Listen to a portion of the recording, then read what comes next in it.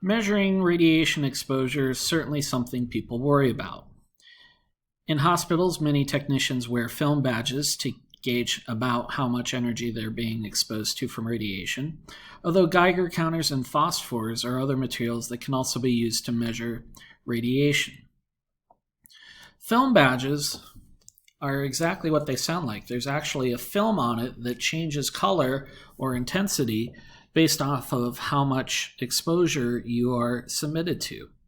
In fact, film, traditional camera film, was first used to prove that elements could emit energy. Henri Becquerel, a French scientist, along with Madame Curie, had placed rocks next to film unintentionally, but discovered that when they went to develop the film, it was ruined because the rocks had emitted radiation, causing the film to develop on its own. Today, many people still use film badges, and they are a very convenient way of measuring your radiation exposure. Geiger counters are portable instruments which measure radiation electronically.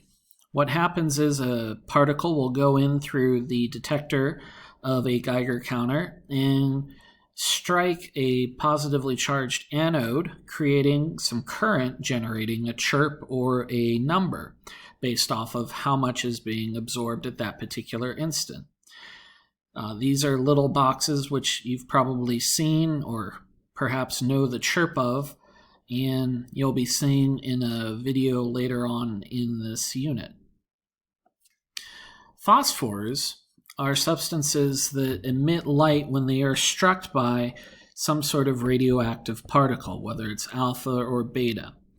Phosphors were used in Rutherford's gold foil experiment, which was one of the ways he could see that the radiation he was bombarding the gold foil with was actually being deflected back towards the radiation source.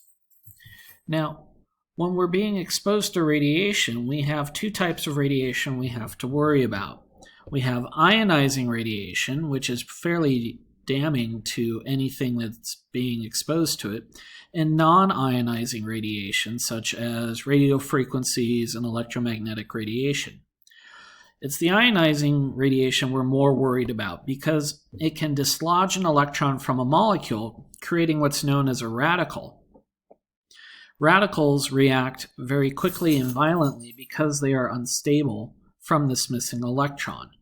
And so what happens, at least in biological tissue, is that when they're exposed to ionizing radiation, what mostly happens is that an electron gets knocked off a water molecule and creates hydroxide radicals, which take a while before they can become stabilized, and they do a tremendous amount of damage to the cell.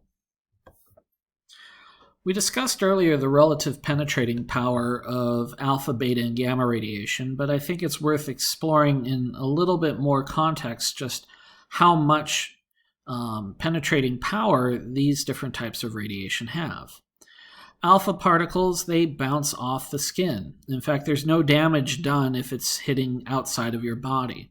An alpha particle moves at a fairly fast pace, or a fast speed, and when it strikes your cell, it does damage it, but the thing is, the outside of your skin is dead, so there's no real biological consequence to brief exposure to alpha radiation. Beta radiation, on the other hand, actually is a small enough particle, after all it's an electron, that it can make it through your skin and into living tissue, causing ionizing damage. So beta is a little bit more dangerous.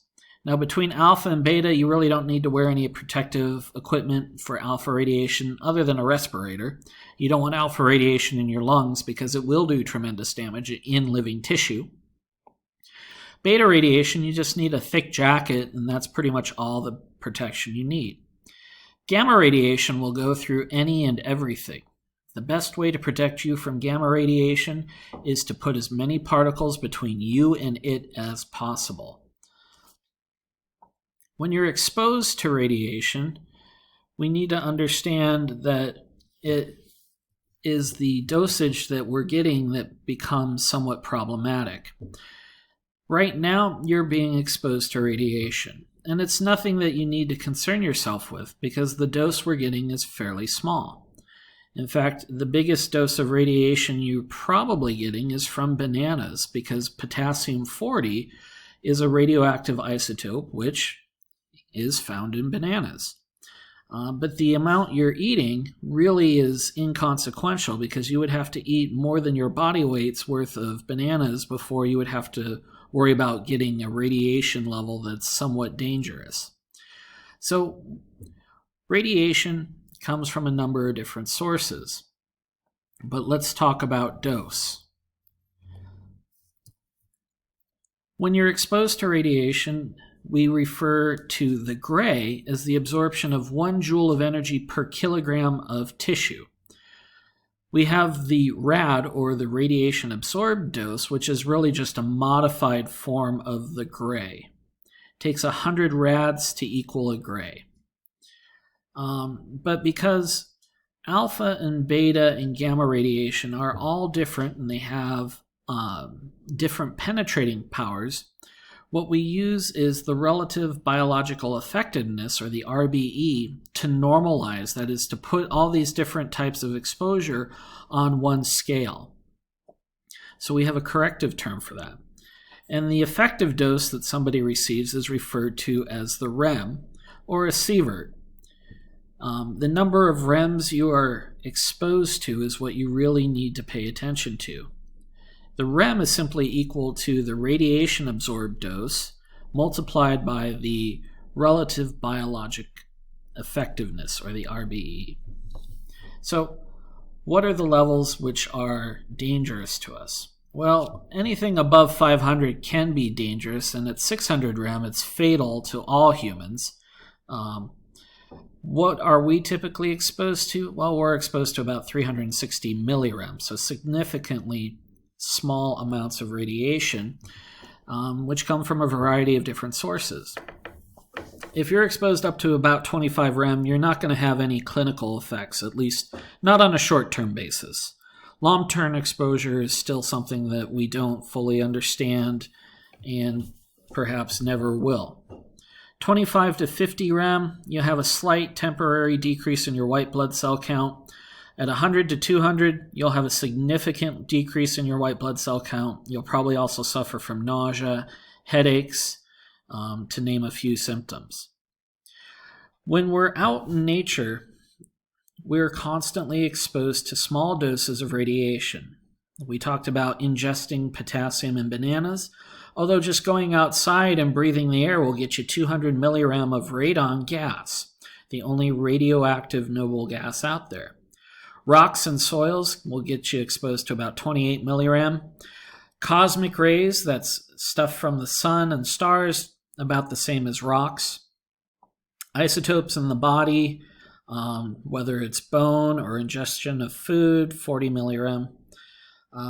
Things like medical x-rays, 39 millirem. Nuclear medicine, about 15 millirem. And things like makeup get you around 10 or 11 millirem. So you're constantly being exposed to radiation, but it's not something you should really worry about.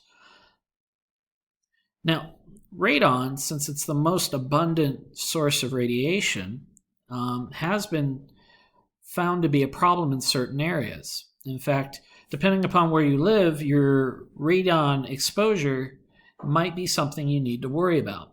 Radon is a very heavy gas. It tends to stay at the surface of the soil and doesn't really go up into the atmosphere all that much. In areas where basements are present, what has happened in the past is that radon will percolate up through the soil and accumulate in basements, creating areas where lung cancer tends to be a problem if left untreated. So you can buy radon detectors these days if you live in areas which are prone or known to having radon gas effuse out of the soil. In fact, at one point it was suggested that 10% of all lung cancer deaths in the United States could be linked to radon gas, and these effects of the gas building up in places like basements or near the surface of a floor in a house. So be aware of where you live.